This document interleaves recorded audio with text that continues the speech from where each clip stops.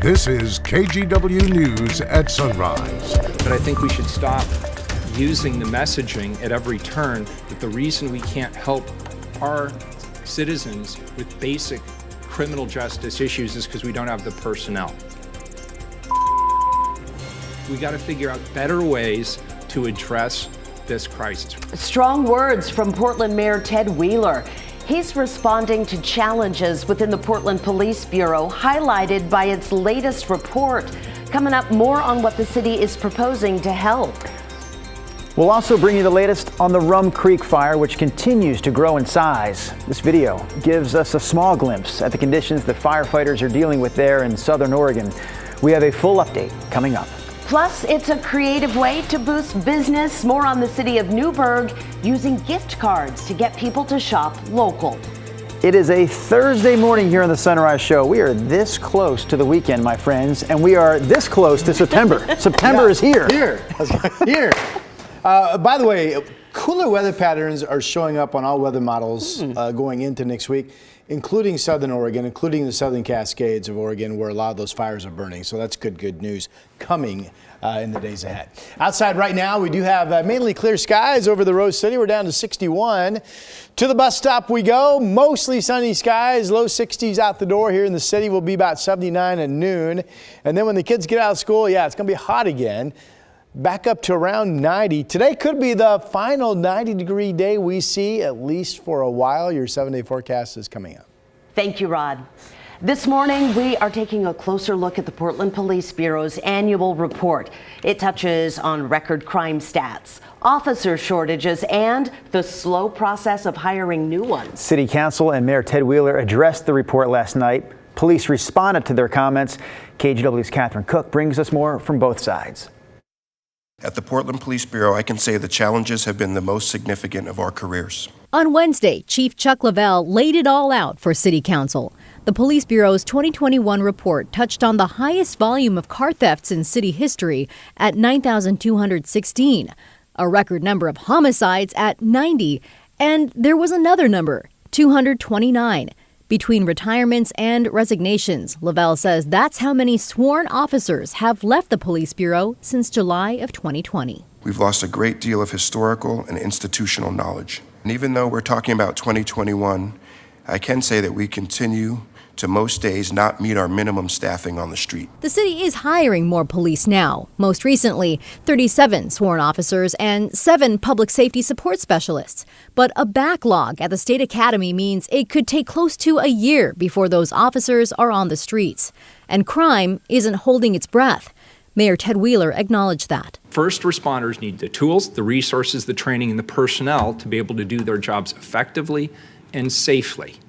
That does not mean there should not be accountability. There should be that too. It's a both and. It's not an either or. It's quite a departure from the summer of 2020. That's when City Council, including Mayor Wheeler, voted to approve cutting $15 million from the Police Bureau, eliminating 84 sworn staff positions. The cuts came amid racial justice protests calling to defund the police. Some feared the move would jeopardize public safety. Now, Wheeler says, it's about looking ahead. Yeah, we want to be transparent. We have now acknowledged we have a staffing shortage. Let's stop talking about that. Let's stop talking about our inability to respond to crime in the community. Let's stop advertising to criminals that they're going to get away with it. Because I don't believe that, and I don't want them to. We got to figure out better ways to address this crisis. We have to be innovative. We have to bring different types of people in. He was very articulate in saying that the Police Bureau alone cannot solve that problem. Police Union President Aaron Schmeltz listened in on City Council and appreciates the mayor's approach. What I was hearing him say today is because of that reality on the ground, because of the fact that we cannot provide police service the way that we really want to yet because our staffing is so low, we need to build up other options and we need to find ways to offload some of the work that the police officers on the street are doing so that they can focus on the things that are really, really pressing. Catherine Cook, KGW News. Well, a Portland business owner is calling for solutions to the rise in crime recently after her rental truck full of equipment was stolen. Amy owns Block Party Barricades. We're going to see her here in just a moment. Her business provides roadblocks and signs for big events all throughout the city. So Amy says following the Hawthorne Street Fair last weekend, someone stole the truck with more than $10,000 worth of equipment inside of it. And without that equipment, that is, she does not have nearly enough to cover events that are lined up for this coming weekend. I have to make those phone calls to all the businesses that are coming, their events are coming this weekend, to say, sorry Art and the Pearls, sorry First Thursday, sorry other block parties and street paintings that are happening for Labor Day weekend. We don't have the stuff to fulfill your order. So again, it was a rental truck filled with her equipment inside.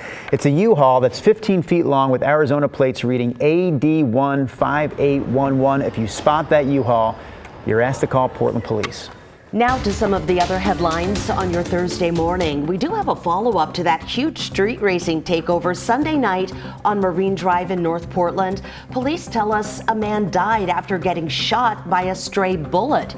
They say 20-year-old Cameron Taylor was trying to leave the area when the shooting happened. 2 other people were hurt.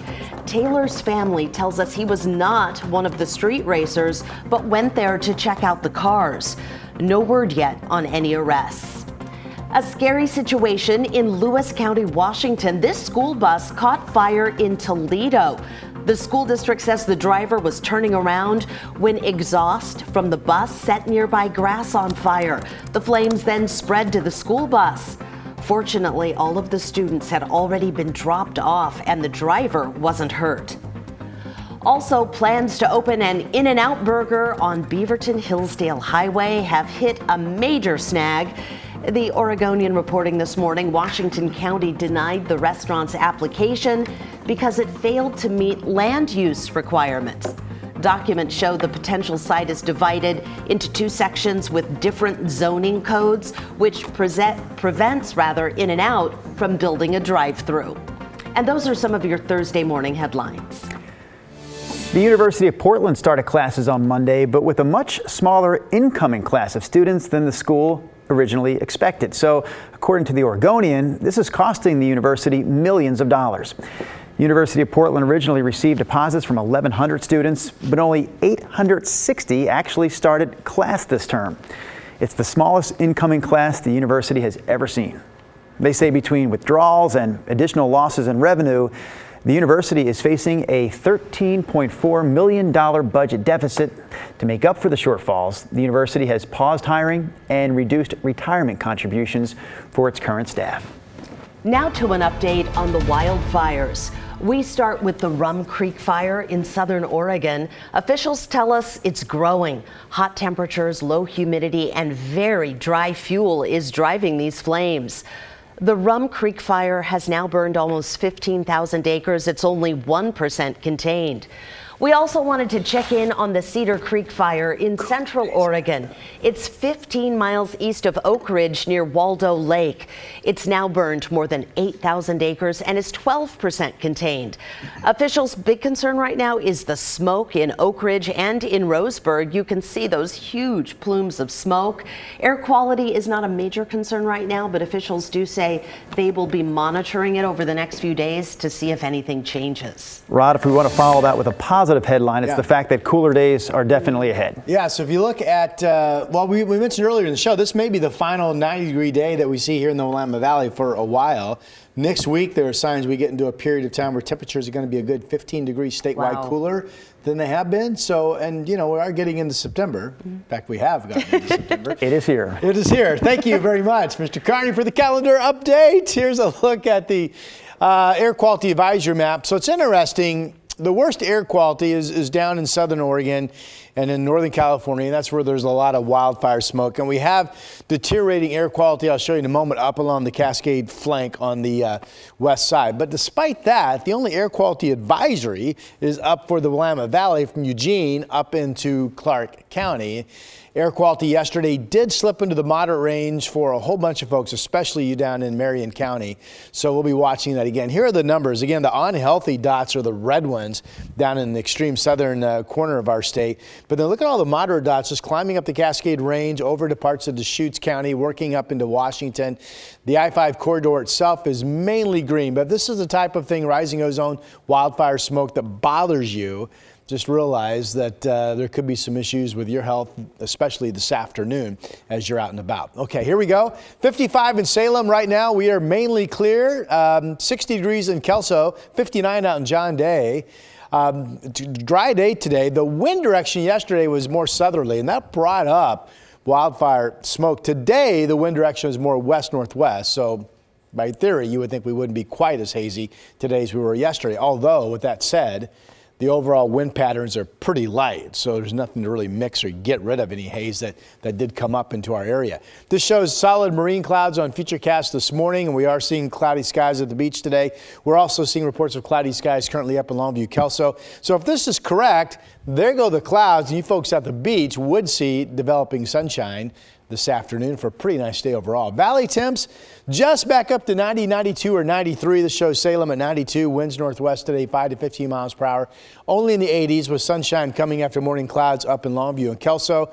Battleground 90, Vancouver 92, Portland 92. Now tomorrow 88 or 89, close, but confidence is really pretty good that we won't hit 90 tomorrow.